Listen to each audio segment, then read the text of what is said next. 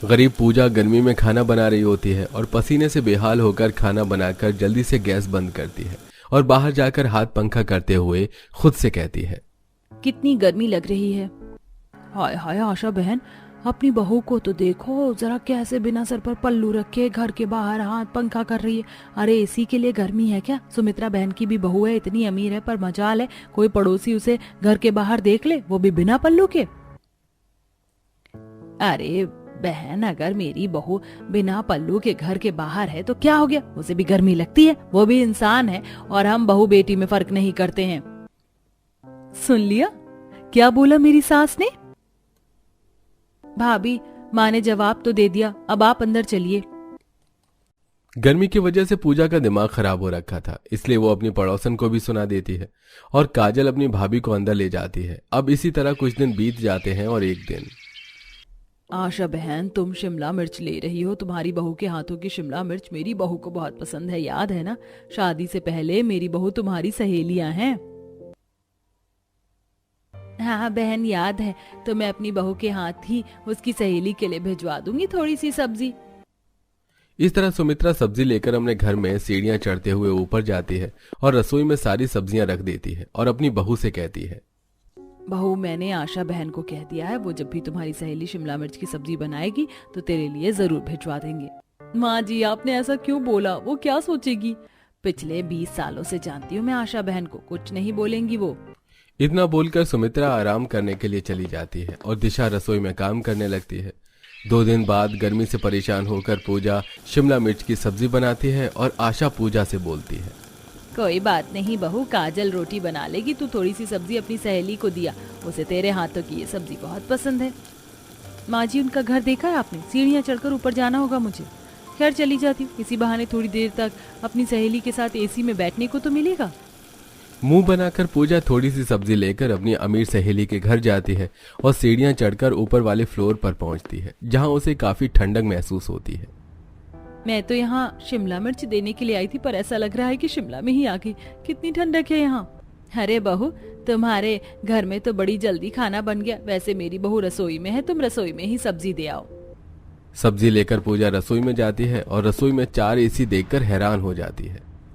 अरे पूजा, कैसी है?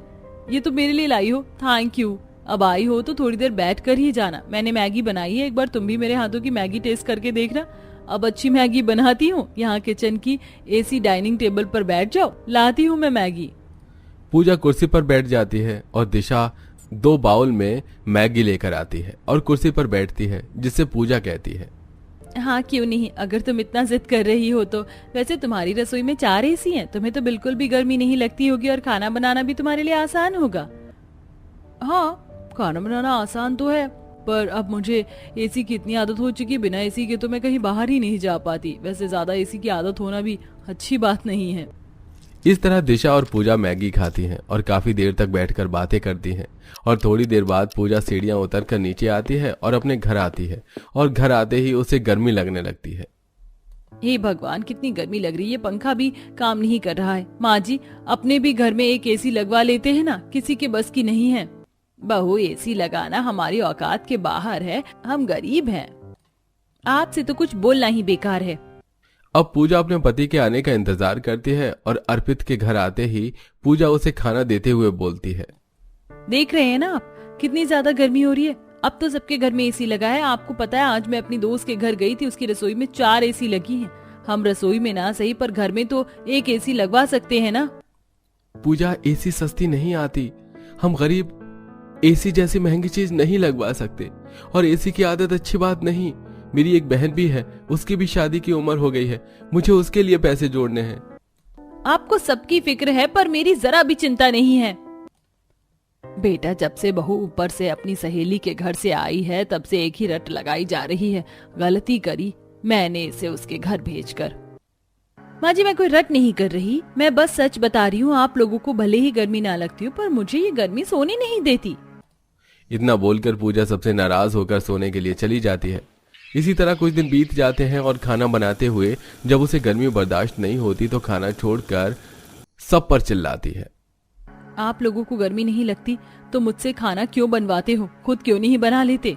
इतना बोलकर पूजा नाराज होकर दिशा के घर जाती है सीढ़ियां चढ़ती हुई दिशा के पास जाकर उससे कहती है, तुम्हारे घर की इतनी सीढ़ियां चढ़कर तो मैं थक जाती हूँ। अच्छा हुआ पूजा जो तुम आ गई। मैं 2 दिन से तुम्हारे बारे में माँ जी से बातें कर रही थी। अकेले मन ही नहीं लगता। तुम खाली समय में मेरे घर क्यों नहीं आ जाती? एक काम करो तुम। हाँ हाँ क्यों नहीं, वैसे भी इस पूरे मोहल्ले में तुम ही मेरी इकलौती दोस्त हो। दोस्ती का बहाना लेकर पूजा गर्मी से बचने के लिए इसी तरह आए दिन बहाने बनाकर दिशा के घर आ जाती है और काफी समय तक उसके घर में रहती है। ऐसे ही एक शाम, भाभी आपकी सास बुला रही हैं, आप दोपहर से हमारे ही घर में हो। क्या शाम हो गई? माफ करना दिशा, पर मुझे जाना होगा। तुम्हारे साथ कब सुबह से शाम हो जाती है पता ही नहीं चलता। इतना बोलकर पूजा आज अपने घर में आती है तो अर्पित उससे कहता है, तुम्हें बहुत शिकायत थी ना कि ये पंखा हवा नहीं देता। देखो अब पंखा बिल्कुल ठीक हो गया है। पंखा पंखा होता है और एसी एसी होती है। भाभी आप क्यों जिद कर रही हैं? दिशा भाभी और हमारे घर में बहुत फर्क है। घर वालों के समझाने पर भी पूजा किसी की नहीं सुनती और अब वो इतनी ज्यादा नाराज हो जाती है कि खाना खाना भी छोड़ देती है। ऐसे ही एक दिन दिशा पूजा को फोन कर रही होती है, पर जब पूजा फोन नहीं उठाती तो वो खुद हाथों में शिमला मिर्च लिए सीढ़ियों से उतरती हुई पूजा के घर आती है। अरे तुम यहाँ? मेरे घर में आते ही तुम्हें कितना पसीना आने लगा। इतना पसीना तो हम लोगों को कभी नहीं आता। मेरे घर में तो एसी भी नहीं है, एक पंखा है, तुम कैसे रहोगी? चलो हम तुम्हारे ही घर में चलते हैं। नहीं नहीं पूजा मैं ठीक हूँ। एसी की बहुत गंदी आदत लगी है मुझे। अब लगता है कि मुझे आदत छुड़वानी होगी, वरना ऐसे में तो मेरी तबीयत खराब हो जाएगी। वैसे मैं यहाँ शिमला मिर्च लेकर आई थी। अब तुमसे तो रोज रोज तुम्हारे हाथों की सब्जी नहीं मांग सकती, पर तुमसे सीख तो सकती हूँ। तुम अभी अभी अपने घर से सीढ़ियां उतर कर आई हो और पसीने से भी बेहाल हो, और ऐसे में इतनी गर्मी में तुम मेरे घर खाना बनाओगी? क्यों नहीं बना सकती? तुम अपनी दोस्त को खाना बनाना भी नहीं सिखाओगी? गुजरते समय के साथ पूजा और दिशा काफी दोस्ती और गहरी हो चुकी थी, इसलिए पूजा बड़े ही प्यार से दिशा को पंखे की हवा में शिमला मिर्च की सब्जी बनानी सिखाती है। अब दिशा सब्जी लेकर एक बार फिर से ऊपर अपने घर में जाती है, पर वो खाना न खाकर सीधा एसी चलाकर आराम करती है, तो वहीं नीचे गरीब पूजा अपने घर वालों से लड़ाई करती है। माँ जी देखा ना आपने दिशा की क्या हालत हो गई थी। अगर उसकी तबीयत खराब हो जाती तो आज हम पर इल्जाम आता। इसीलिए बोलती हूँ कि एक एसी लगवा देते हैं। अच्छा ठीक है, आप तुम नाराज होना बंद करो। मैंने अपने दोस्त से बात करी है, उसके घर में उसका एसी खराब रखा हुआ है, वो ठीक करवा रहा है। ठीक होते ही 1 हफ्ते में वो हमें बेच देगा। अर्पित की बात सुनकर पूजा बहुत खुश होती है और अगले दिन एक बार फिर दिशा मैगी बनाती है और अपनी सास के साथ मैगी लेकर सीढ़ियां उतरकर नीचे पूजा के घर आती है। बहू तेरी वजह से तो मैं थक गई। वैसे आशा बहन तुम्हारे घर में कितनी ज्यादा गर्मी है। कोई बात नहीं आंटी, बस कुछ दिन की बात है, फिर हमारे घर में भी एसी होगी। फिर आप अपनी बहू बेटी के साथ कमरे में आराम से बैठ पाएंगे।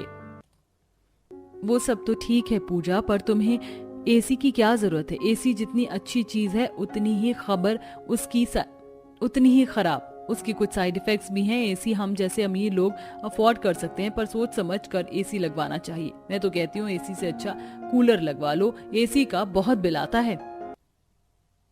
दिशा तुम ऐसे क्यों बोल रही हो? तुम नहीं चाहती कि तुम्हारी गरीब दोस्त के घर में भी एसी लगे? पूजा की यह बात सुनकर दिशा चुप हो जाती है और वो अपनी सास के साथ वापस अपने घर जाती है। क्या हुआ भाभी, आप बड़ी परेशान लग रही हैं। हाँ करिश्मा, मैं पूजा को अपनी सबसे अच्छी दोस्त मानती हूँ, पर उसने अपने घर वालों को एक एसी के लिए इतना परेशान कर दिया और उसके घर में एसी लगने वाली है। पर मुझे समझ नहीं आ रहा है कि मैं उसे कैसे समझाऊं कि एसी हर किसी के लिए सही नहीं। भाभी अगर पूजा भाभी आपकी बात नहीं मान रही हैं, तो एक बार आप उन्हें ये बिल दिखा दो। इस बार भी 15,000 रुपए का बिल आया है। करिश्मा का ये आइडिया दिशा को पसंद आता है और वो उसी वक्त बिल लेकर एक बार फिर जल्दबाजी में सीढ़ियां उतरती है और अपने गरीब दोस्त के घर जाती है और उसे बिल दिखाती है। हाँ 15,000 अब समझ में आया। मैं तुम्हें क्यों मना रही थी। सोचो अगर तुम्हारे घर में एसी लग गई तो तुम बिजली का बिल कैसे भरोगी। आज तुम पंखे की हवा ले पा रही हो, पर बिल नहीं भरा तो तुम्हें पंखे की हवा भी नहीं मिलेगी। इंसान को उतना ही पैर फैलाना चाहिए जितनी बड़ी उसकी चादर हो। ये मत सोचना कि मैं तुमसे जल रही हूँ, पर मैं तुम्हारी दोस्त हूँ, इसीलिए तुम्हारा भला चाहती हूँ। सही कह रही हो तुम। 15,000 में तो मैं पूरा महीना निकाल देती हूँ। एसी से अच्छा मैं कूलर ना लगा लूं, गर्मी से भी बच जाऊंगी और बिल से भी। बिजली का बिल देखकर पूजा के होश ठिकाने आ जाते हैं और वो खुद ही एसी लगवाने से मना कर देती है, जिसके बाद गरीब ससुराल वाले सुकून की सांस लेते हैं और अर्पित घर में एक कूलर लाता है जो घर के साथ साथ रसोई को भी ठंडा रखता है। घर के बाहर आंगन में शीला रोटी बना रही है और वहीं पर एक सुंदर सा मोर पंख फैलाकर नाच रहा है। काजल बेटा, अपने भाई को जाकर उठा दे, अब तो आंगन में मोर भी नाचने लगा। उसे बहुत अच्छा लगता है सुबह मोर को नाचता हुआ देखना। और जाकर तू भी अब जंगल से कुछ लकड़ियां ले आ। काजल अपने भाई राजू को जाकर उठाती है और राजू उठकर हाथों में कुछ अनाज के दाने लेकर आता है और अपने हाथों से मोर को खिलाता है। कुछ देर में काजल अपनी कुछ सहेलियों के साथ जंगल जाती है और वहां लकड़ियां उठाने लगती है। अपना ये जंगल कितना बड़ा और सुंदर है ना, मेरा तो दिल करता है कि मैं ज्यादा से ज्यादा समय यहीं बिताऊं। वो तो है, पर आज मुझे घर जल्दी जाना है। मेरी माँ नानी के घर गई है, घर की सारी जिम्मेदारी मेरे ऊपर है। अच्छा ठीक है। दोनों दोस्त आपस में बात करते हुए कुछ लकड़ियां जमा करती हैं और सिर पर उठाकर जंगल से बाहर आने लगती हैं। तभी उसके सामने से हिरन गुजरता है। देखा तूने, अभी हमारे सामने से हिरन गुजरी। इतना बोलकर एक बार फिर दोनों लड़कियां जंगल से बाहर आने लगती हैं और जैसे ही जंगल से बाहर आती हैं वो देखती हैं कि दिनेश नाम का एक आदमी अपने कुछ साथियों के साथ जंगल के बाहर खड़ा है और उनसे बातें कर रहा है। मेरा बिल पास हो चुका है, बहुत जल्दी टेंडर हमारे हाथों आ जाएगा, उसके बाद मैं यहाँ पर अपना काम कर सकता हूँ। इसलिए आप लोग इस जंगल का नक्शा बना लो और जरूरत पड़े तो मुझे बता देना। मैं शहर से और कुछ लोगों को बुला लूंगा ताकि इस जंगल की घेराबंदी की जा सके। ये लोग कौन है? हमें अपने घर जाकर इनके बारे में बताना होगा। परेशान काजल अपनी दोस्त के साथ घर जाती है और काजल जंगल में हो रही गतिविधियों के बारे में अपने पिता से बात करती है। पिताजी, आप जंगल के अंदर जा रहे हैं पानी लेकर जानवरों के लिए? हाँ बेटा, क्या हुआ? काजल सारी बात अपने पिता को बताती है, पर विनोद इस बात पर ज्यादा ध्यान नहीं देता और साइकिल पर डिब्बे लेकर जंगल के पास जाता है और जंगल के बाहर रोड पर पानी की छोटे छोटे कटोरा रख देता है। ये सब कुछ दिनेश अपनी आंखों से देख रहा होता है और तभी वहां उसकी बीवी आती है और अपने पति से कहती है, सुनिए जी, जब अभी काम ही शुरू नहीं हुआ तो आप हम लोगों को अपने साथ इस जंगल में क्यों लेकर आ गए? हम शहर में भी तो रह सकते थे। एक तो आपने इस जंगल में ही घर बनवा लिया, बेशक सिक्योर है, पर आप जानते भी हैं सारी रात इन बदमाश जानवरों की वजह से मैं और गोलू सो नहीं पाए। और गोलू की वैसे ही तबीयत ठीक नहीं रहती, ऑक्सीजन उसको हमेशा लगा रहता है। अरे कोई बात नहीं आशा, कुछ दिनों की बात है, बहुत जल्द हमारा काम शुरू हो जाएगा, फिर तुम्हें कोई परेशानी नहीं होगी। यहाँ के जानवरों का मैं इंतजाम कर दूंगा, बस कुछ दिन की बात है। और इस जंगल को काट कर मैं यहाँ अपना मॉडल तैयार करूंगा जो मैंने सोचा है।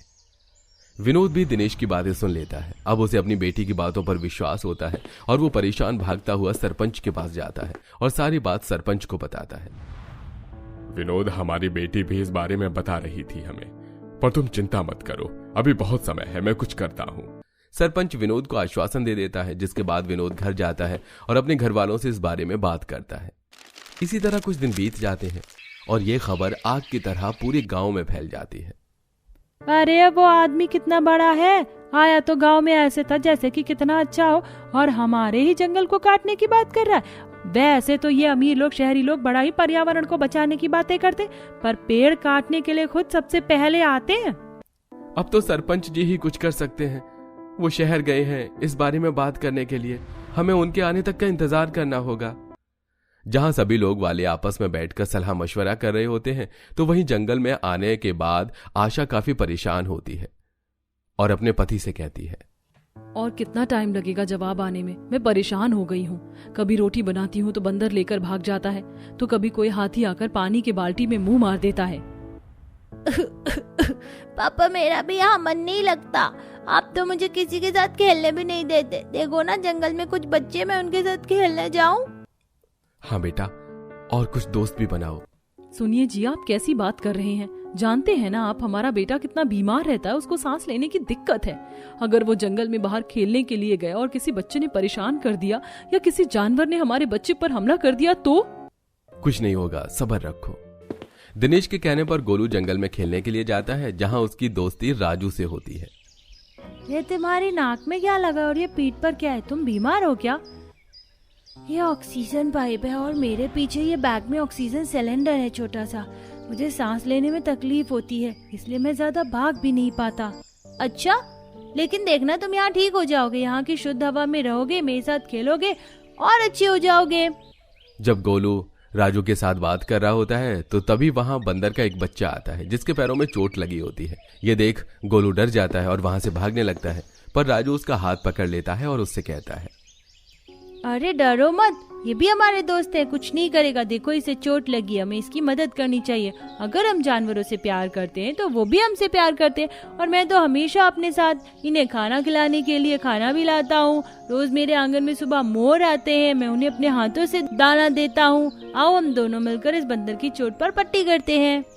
इतना बोलकर राजू गोलू के साथ मिलकर पास के जड़ी बूटी वाले पौधे से कुछ पत्तियां तोड़ता है और हाथों से मसलकर उस बंदर की चोट पर लगा देता है, जिसके बाद बंदर का बच्चा वहां से चला जाता है।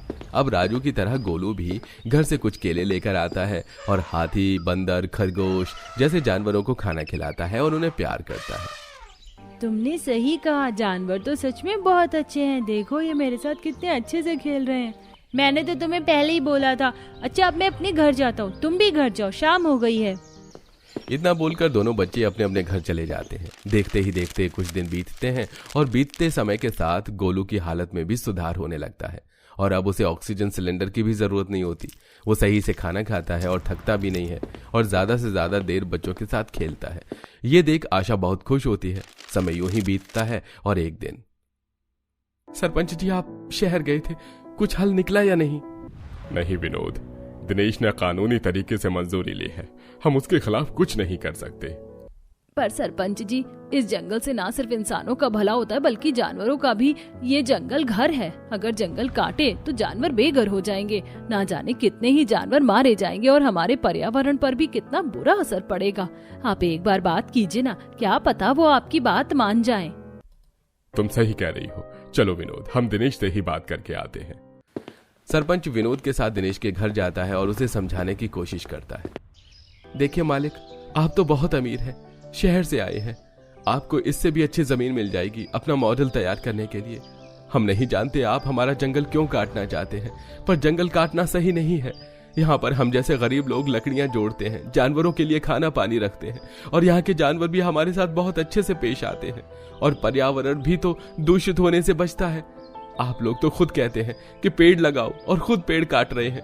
मैं आपके आगे हाथ जोड़ता हूँ, मान जाइए। विनोद जी, मैं आपकी बातें समझ रहा हूँ, पर आप भी मेरी बातें समझिए। आखिर आप लोग कब तक गांव में कष्ट काटेंगे? मैं आप लोगों की भलाई चाहता हूँ। अगर ये जंगल एक बार कट गया तो मैं यहाँ पर बड़े बड़े mall road, hospital, college, school बनवाऊंगा। इससे सिर्फ मुझे ही नहीं आप लोगों को भी फायदा होगा। कई बार पास में अस्पताल ना होने की वजह से आपके अपनों की जान चली जाती है, आपके बच्चे सही से शिक्षित नहीं हो पाते। इसलिए आप सब मेरे रास्ते में आना बंद कर दीजिए और मुझे मेरा काम करने दीजिए। दिनेश, सरपंच और विनोद आपस में बात कर ही रहे होते हैं कि तभी वहां एक हाथी आ जाता है, जिसे देख आशा डर जाती है। अरे डरो मत, अंदर से मेरी बंदूक लेकर आओ, मैं अभी से भगाता हूँ। अरे ये आप क्या कर रहे हैं? बेचारा हाथी प्यासा है, पानी पीने के लिए आया है। अगर आप उसे चोट पहुंचाएंगे तो वो भी आपको चोट पहुंचाएगा। आप रुकिए, मैं इसे यहाँ से ले जाता हूँ। इतना बोलकर विनोद उस हाथी के पास जाता है और एक बाल्टी में उसे पानी पीने के लिए देता है और उसके सिर पर हाथ फेरता है। इसके बाद हाथी चुपचाप वहां से चला जाता है। ये देख दिनेश को बहुत हैरानी होती है और सरपंच उससे कहता है, देखा आपने, आप जिस जानवर से डर रहे हैं वो हम इंसान के प्यार को कितने भली भांति समझता है। बाकी आपकी मर्जी है, ऑर्डर तो आपको मिल ही चुका है, अगले हफ्ते से आप अपना काम भी शुरू कर देंगे। इतना बोलकर उदास सरपंच विनोद के साथ अपने घर आ जाता है और जब इस बारे में गांव वालों को पता चलता है तो वो सब काफी भड़कते हैं। ये तो बिल्कुल सही नहीं है। हमारे जीते जी हम उस आदमी को अपना जंगल तबाह करने नहीं देंगे। हम सब एकजुट होकर उसका सामना करेंगे। हम सब कुछ नहीं कर सकते, उसके पास कानूनी अधिकार है। लाचार सरपंच को देख सभी गांव वालों का गुस्सा ठंडा हो जाता है और एक हफ्ते बाद दिनेश कुछ सरकारी कर्मचारियों को पेड़ काटने के लिए बुलाता है। उसके पास चेनसॉ, जेबीसी मशीन जैसे बड़े बड़े हथियार होते हैं ताकि वो एक बार में जंगल को खत्म कर सके। और सभी गांव वाले आंखों में आंसू लिए बस चुपचाप खड़े होकर देख रहे होते हैं। पर तभी वहां आशा आती है और अपने पति को अपने बेटे की रिपोर्ट दिखाते हुए कहती है, ये देखिए जी, जो चमत्कार पिछले 5 सालों में नहीं हो सका वो 5 हफ्ते में हो गया। आपको पता है डॉक्टर ने बोला है कि नेचुरल हवा और अच्छा खाने पीने की वजह से हमारे बेटे के स्वास्थ्य में सुधार आया है। उसे अब ऑक्सीजन सिलेंडर की बिल्कुल जरूरत नहीं है। अगर हमारा बेटा यहाँ इसी तरह से खुश रहेगा, तरोताजा हवा खाएगा, तो वो बहुत जल्द ठीक हो सकता है। हाँ पापा, मुझे भी यहाँ बहुत अच्छा लगता है। यहाँ के जंगल के सभी जानवर अब तो मेरे दोस्त बन चुके हैं। मैं भी उनके लिए खाना और पानी रखता हूँ। पर पापा, अगर ये जंगल कट जाएगा तो मेरे बहुत से दोस्त बेघर हो जाएंगे, वो मारे जाएंगे, और क्या पता मैं फिर से बीमार भी पड़ जाऊं। अपने बेटे और बीवी की बातें सुनकर दिनेश काफी सोच में पड़ जाता है और उसे विनोद और हाथी का प्यार याद आता है और उसे ये भी नजर आता है कि किस तरह गांव वाले जंगल के जानवरों के लिए खाना पानी लेकर आते थे। जहां सब याद करके दिनेश घर के अंदर से कुछ पेपर लेकर आता है और उसे फाड़ते हुए सभी गांव वालों से कहता है, अच्छा हुआ जो सही समय पर मेरे बेटे की रिपोर्ट आ गई, वरना आज मैं अपनी जिंदगी का सबसे गलत कदम उठाता। मुझे अपने सपने पूरे करने के लिए लाखों लोगों के जज्बात के साथ नहीं खेलना और ना ही मासूम जानवरों को बेघर करना है। आप सब बिल्कुल सही थे। आपके जंगल को कुछ नहीं होगा। मैं खुद ये टेंडर तोड़ता हूँ।